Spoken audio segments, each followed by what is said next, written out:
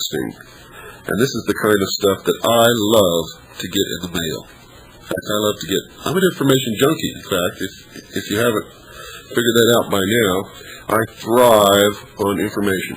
My personal library, folks, is bigger than most city libraries in small towns across this country, and it's very specialized.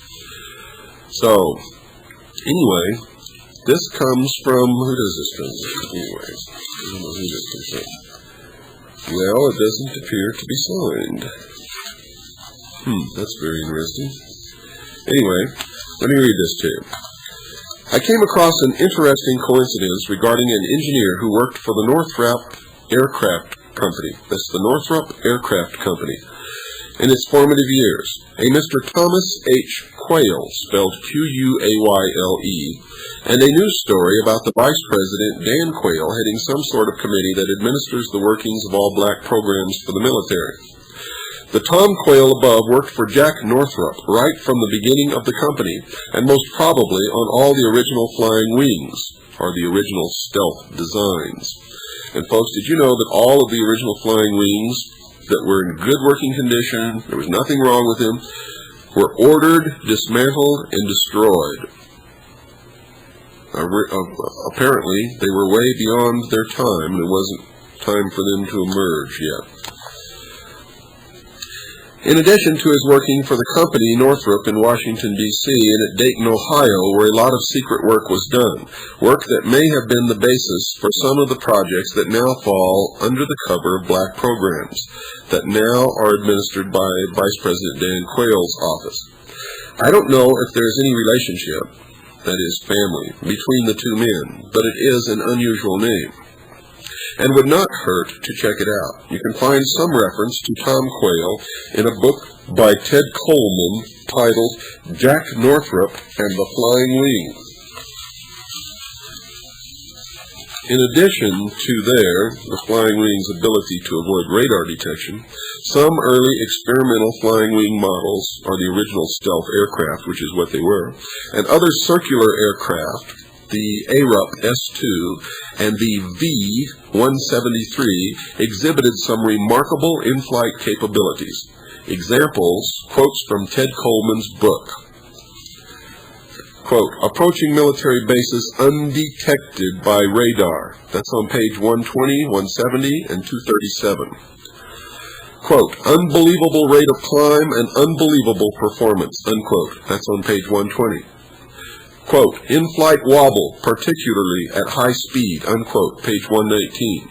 Folks, these are all the most reported characteristics and sightings of alleged unidentified flying objects during the 1950s and 60s and 70s and 80s and right up to this very date.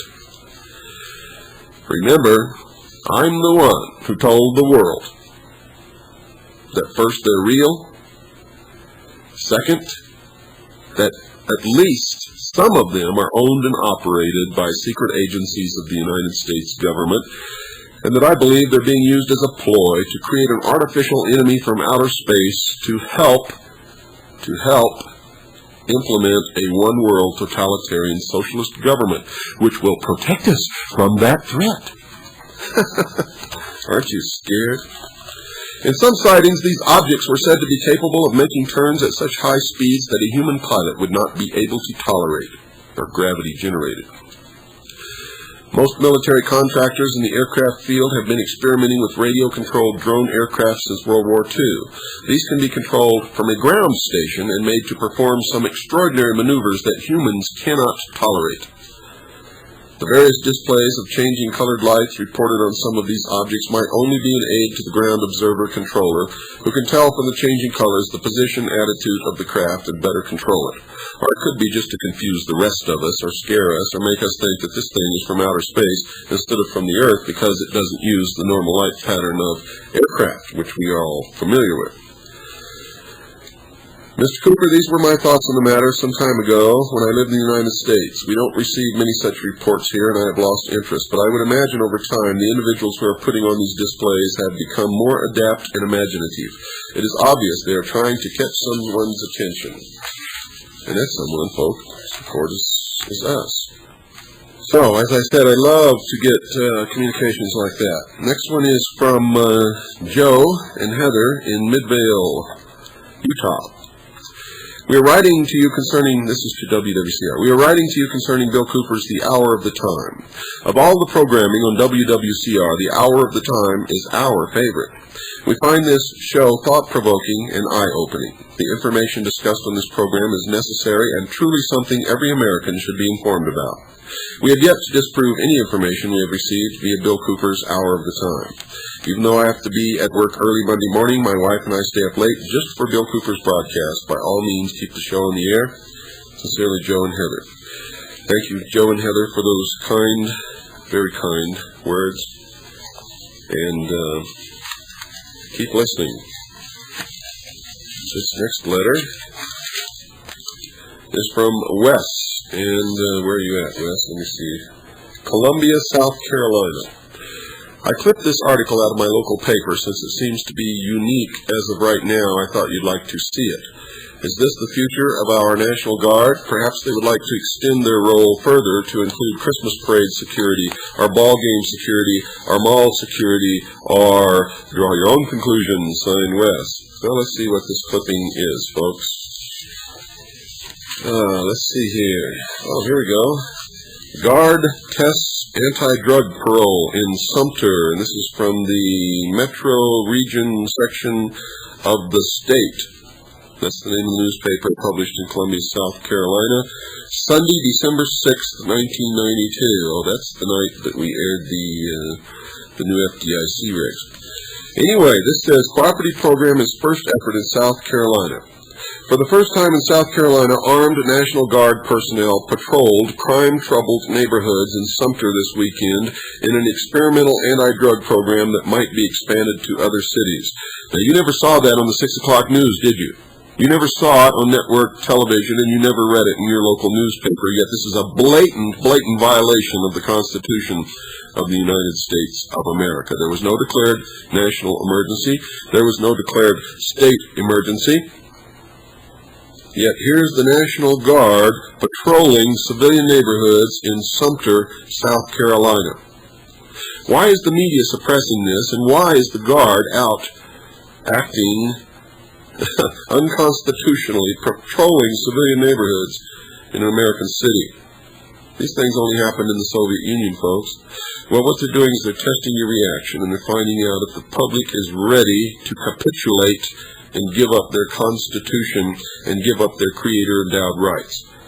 And when you put up with this with no protest and you accept it, then you are telling those who would take over the world that you are ripe for the plucking, sheeple. Bah, bah. Sumter Police Chief Harold Johnson asked the National Guard to help patrol 35 areas in the city on Friday, Saturday, and this morning after police conducted drug sweeps in those neighborhoods earlier in the week. Drug sweep, folks. Throwing the Fourth Amendment even farther down in the trash heap and stomping on it and setting fire to it and ripping it to shreds. Johnson said he turned to the National Guard because he didn't have enough police officers to cover the large area. He said he wanted to show residents that police will work with them to eliminate crime in their neighborhoods. You see how they've twisted a blatant violation of your Creator-endowed rights, the protections guaranteed you under the Constitution, and have said that he wanted to show residents that police will work with them to eliminate crime in their neighborhoods. That's crap, folks, and if you buy it, then you'll deserve what you get. Thank you, Wes, for sending us this. I think we can make a lot of hay with this little article here. Let me just put it all in one spot and so that I can get back to it. This is, things like this are important. You may not think that they are, but they are, folks. Any subversion of our Constitution is extremely important, more than you will probably understand, except for those of you who really understand, as I do, what that document means to us and to the world. Those of you in foreign countries always wonder why it is I concentrate so much upon this country and the Constitution. Well, once you study the Constitution and study history, you'll realize that that document is the only document in the history of the world that ever truly set man free. And that if you're not an American citizen, you're not truly free and never have been. You don't truly have freedom of speech. You don't have the freedom to keep and bear arms. You don't have hardly any of the freedoms that we have. You see, we carry the torch of freedom, and if we drop that torch, if this nation falls, if the Constitution of the United States of America is destroyed, the human race, once again, will be enslaved and will become the property of someone else. That's why I do it. I'm not slighting those of you in foreign countries, foreign to the United States and the rest of the world. On the contrary, I would like to set you free. I would like for you to understand just what this is all about, because I know that you haven't been taught it in your schools, just as they've quit teaching it in our schools. The Constitution of the United States of America is not in the best interest of the New World Order. This next letter comes from A.V. I don't know where he's from. Oh, Anthony in Chicopee, Massachusetts. Okay, Anthony, thank you. Just a short note to let you know that I particularly enjoy William Cooper's radio show on your shortwave network. The hour of the time is both thought-provoking and informative. Please continue this type of programming and this show in particular. Also, may I please have a program guide if possible? Signed, Anthony in Chicopee, Massachusetts. Anthony, thank you very much. Also, Anthony made a sizable contribution to make sure that this program gets on 5 nights a week, 1 hour a night, immediately following Tom Valentine. And Anthony, thank you very much. I'm going to receive something in return for that. Let me see. Let's go on to the next letter. I'm trying to get as many of these letters read as possible, and I didn't pick these letters out, folks. I just grabbed a big pile right off the table. They haven't been sorted. I don't know what they're going to say. I haven't read any of them, in fact, the ones that I'm reading tonight. This is from Buenos Aires, Argentina. And who is this? Carlos. Well, that's anonymous enough. I don't think anybody will know who Carlos is if I say he's from Buenos Aires, Argentina. Dear Mr. Cooper, a couple of months ago, I had an American friend of mine order a copy of your book, Behold a Pale Horse, for me, and now I finally got hold of it. I'm halfway through the book at the moment. I'm deliberately reading it slowly because it's rather taxing on the mind and emotions, and that it is, folks. I feel there are several issues here that I was somehow already aware of, views shared by a great many people at that. But this is the first time it has all been laid before my eyes so poignantly. I entirely sympathize with your crusade against falsehood, manipulation, and dictatorship. However, I think you should not limit your scope to the U.S. alone, since this is a world problem. And Carlos, you're absolutely right. I hope you were listening a few moments ago. I'm not intentionally shirking my obligation to the world, because my goal is freedom for the world.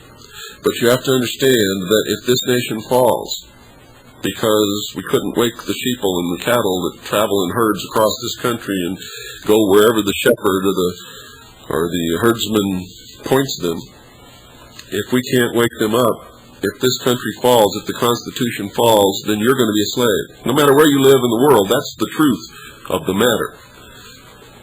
You see, only the citizens of this country, the United States of America, can turn it around at this time.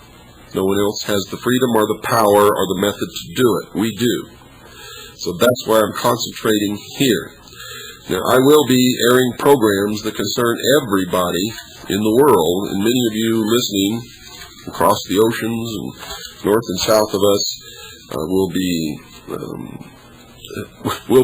really happy to hear some of the programs that we have planned in the future. So keep listening.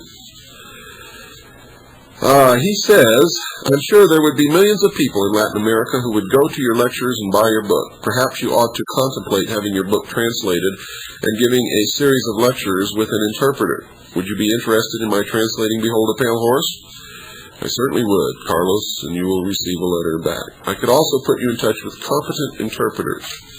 As you probably know, Henry Kissinger came to Buenos Aires a few weeks ago to meet with the president and a bunch of outstanding politicians and powerful men. Both the media and the public are painfully misinformed about this man. Your lectures and the Spanish version of your book would change that, among other things. In case you decide to give a thought to my proposition, I think I should say something about myself. I graduated as well, I better not do this because I don't want to give away who he is. It might cause him problems in his